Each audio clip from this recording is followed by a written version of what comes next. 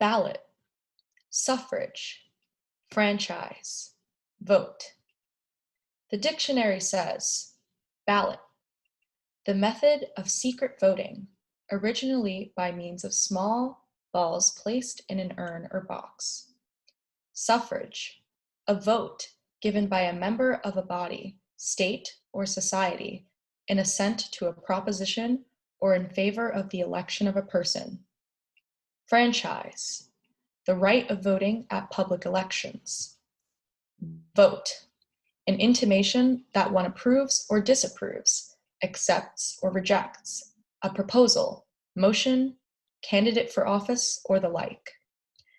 The right to cast a ballot, to exercise suffrage, to vote, is one of the basic rights of citizens in a democracy.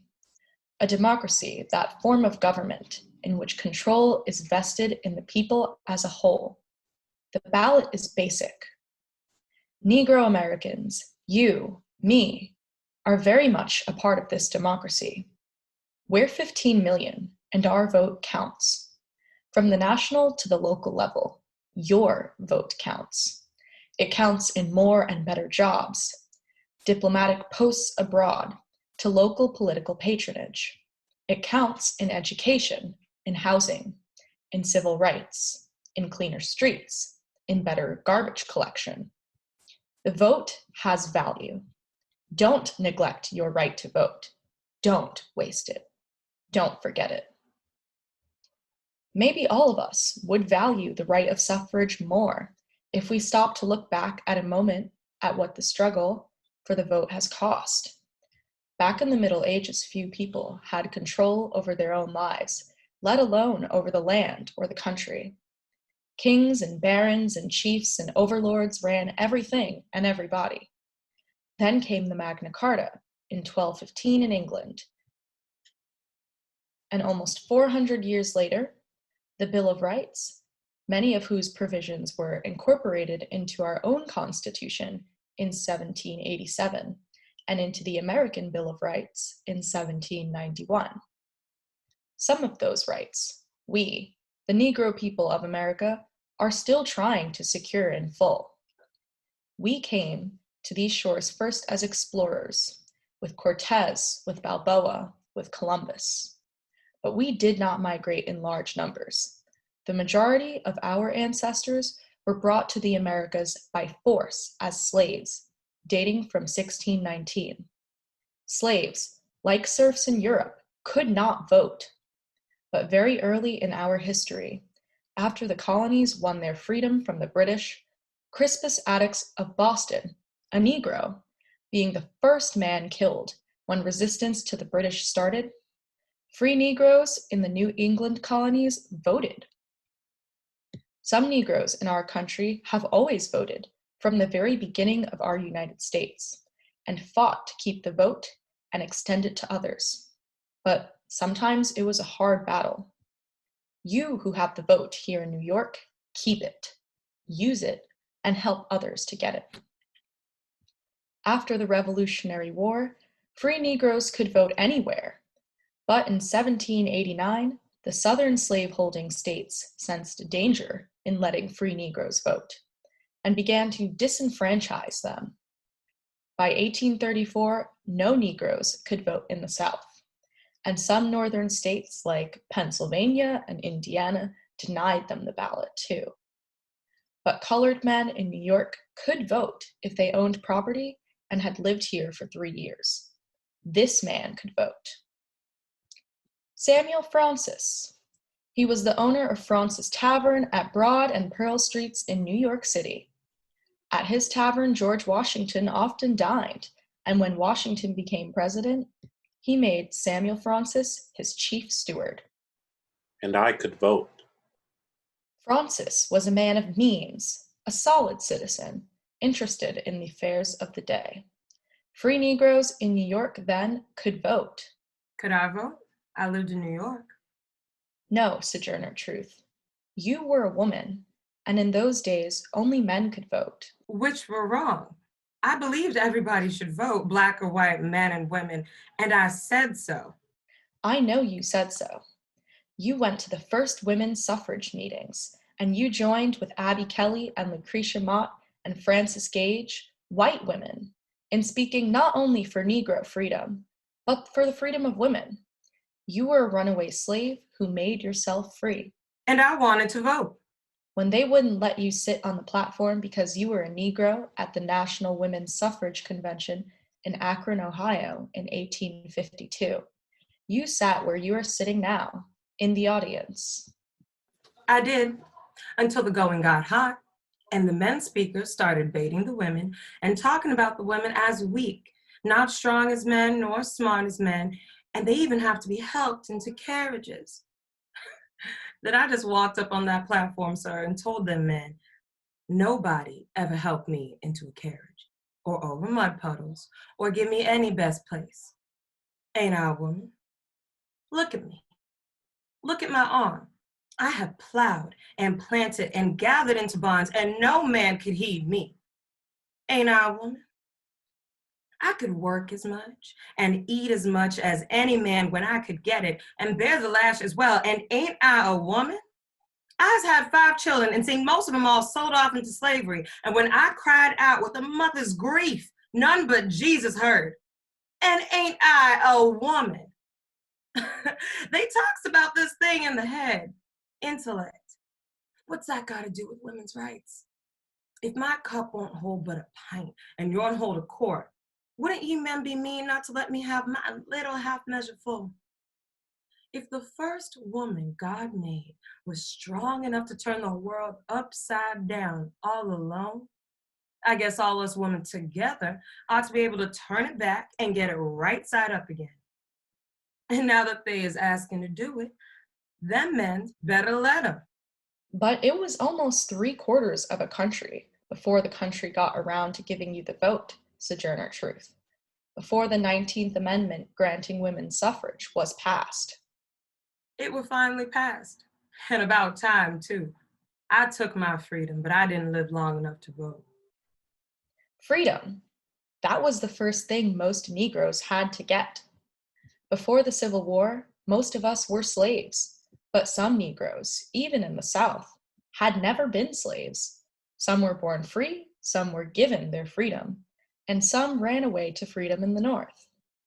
Among the great runaways was Frederick Douglass, who escaped from a Maryland plantation in 1838 and devoted his life to fighting for freedom for all, and for full citizenship rights for all. In his middle age, after emancipation, after the Civil War was over, he made many speeches concerning the franchise. I see no chance of bettering the condition of the freedman until he shall cease to be merely a freedman and shall become instead a citizen. I insist that there is no safety for him or anybody else in America outside the American government to guard, protect, and maintain his liberty. The freedman should have the ballot. The liberties of the American people are dependent upon the ballot box, the jury box, and the cartridge box. And it took the cartridge box to protect the rights of the freed Negroes in the early days of the Reconstruction. In 1867, Congress divided the South into 5 military districts, proclaimed universal suffrage, and placed federal marshals at the polls to protect the Negroes' newly granted right to vote. This right was made permanent by the passage in 1870 of the 15th Amendment to the Constitution of the United States. 700,000 Negroes were added to the voting rolls of the South, and many city and state offices were filled by the freed man. With Negroes in state legislatures, new state constitutions were drawn up with provisions for free public schools for all, civil rights for all, and no property qualifications for voting, the most progressive acts of laws that the South had ever known, many of them remaining on the books until today. During the Reconstruction, the Southern states sent 14 Negro representatives and 2 senators of color to Washington. The first representative was from Georgia, elected in 1869, Jefferson P. Long. Then, in 1871, South Carolina elected 4 Negro congressmen, Joseph H. Rainey, Robert O. DeLarge, Alonzo J. Rayner and Robert B. Elliott. That same year, Alabama elected Benjamin S. Turner. In 1873, Mississippi elected John R. Lynch. Alabama elected James T. Rapier. Florida elected Josiah T. Walls. And South Carolina elected Richard H. Kane. In 1875, Louisiana sent Charles E. Nash to Washington. That same year, to the House of Representatives, North Carolina elected John A. Hyman. Alabama elected Gene Harrelson. And South Carolina elected Robert Smalls. The only Negro senators in American history came at the very end of the Reconstruction period.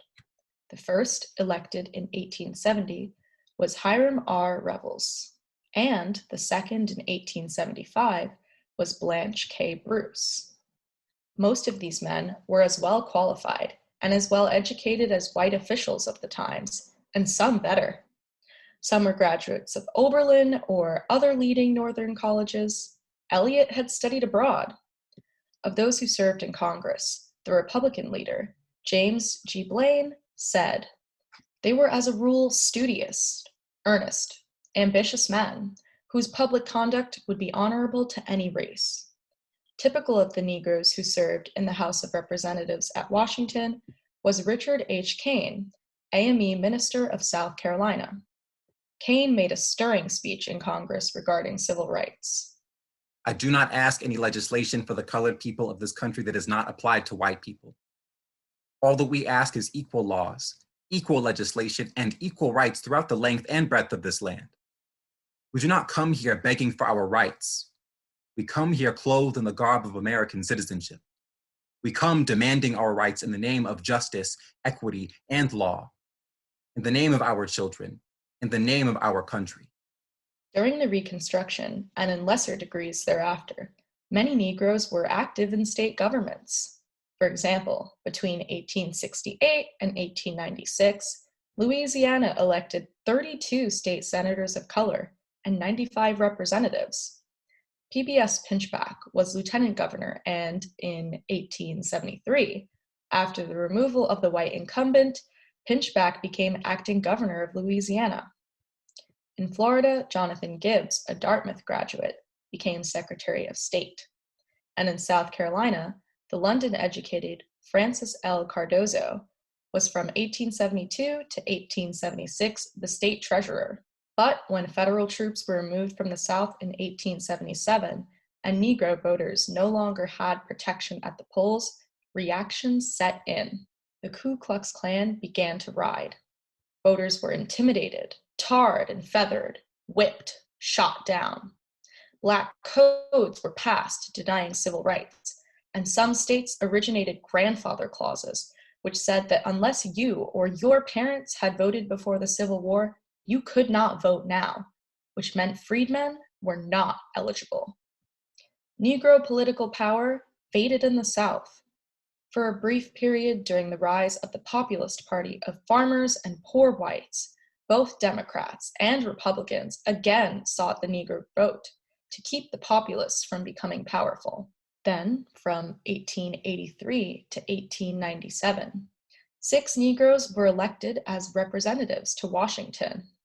They were, from Virginia, John M. Langston; from South Carolina, Thomas E. Miller and George W. Murray; and from North Carolina, James E. O'Hara, Henry P. Chetham; and the last of the Southern representatives, George H. White of North Carolina, elected in 1897. When White completed his term in 1901, it was 27 years before another Negro went to Congress. One of the outstanding colored politicians was John M. Langston, congressman from Virginia, founder of law school at Howard University, and first president of Virginia State College for Negroes. Widely known as a speaker, Langston, in an address at Saratoga, New York in 1876, concerning the use of the ballot, said some wise things.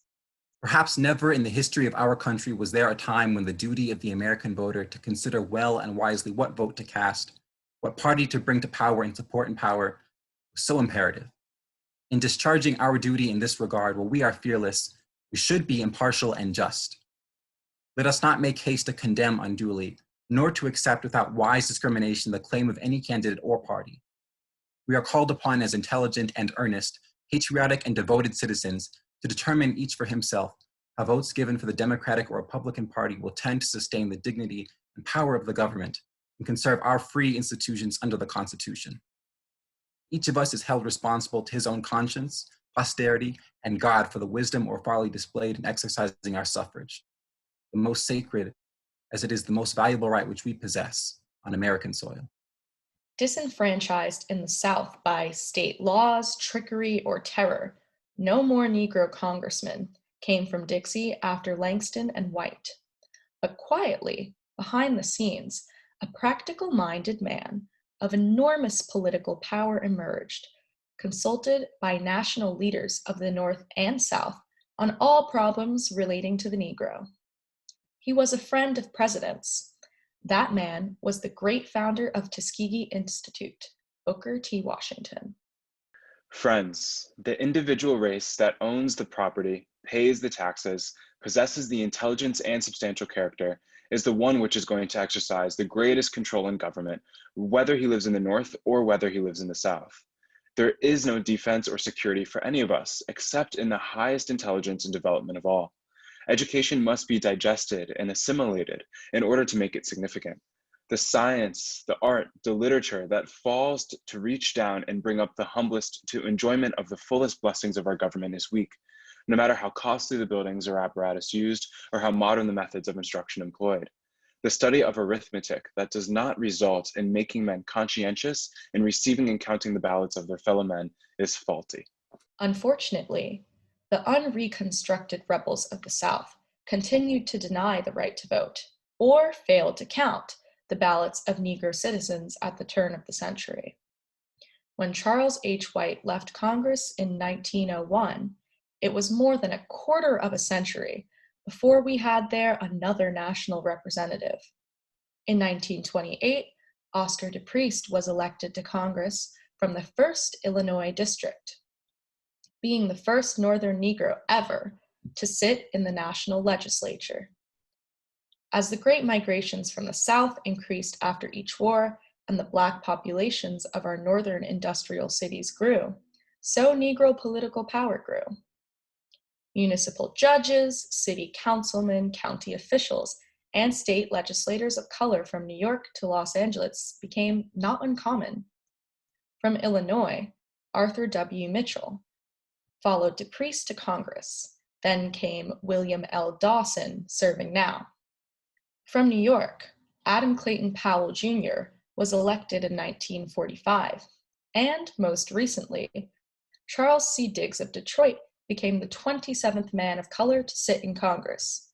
There should be more Powells, Dawsons, and Diggses in Washington, more James Watsons and Bessie Buchanans in the state governments as in New York, more Hewlin Jacks in more American city halls as in Manhattan, and more judges such as Rivers, Page, Stevens, Dickens, and Jane Bollins on the benches of municipalities across the nation. And we all, you, me, must use our vote wisely and use it well to elect to all sorts of offices, particularly the national offices, men who will bring to bear on all public officials our democratic force to not only open up, but to protect the ballot boxes of the South, so that Negro citizens may vote in Mississippi and Georgia and Alabama and South Carolina again, and again sent to Congress from the South Black men. And Black women. Yes, and Black women, representatives of the strength and caliber of those who served so nobly and so well in the dark and dangerous days of Reconstruction. Fellow citizens, your ballot has great value. Use it. When election time comes, to paraphrase by extension a young Negro leader in the South today, the Reverend Martin Luther King of Alabama. If you can't fly, run. If you can't run, walk. And if you can't walk, crawl. To the polls and vote. Vote. Vote. Vote. Vote. Vote. Vote. Vote. Vote. Vote.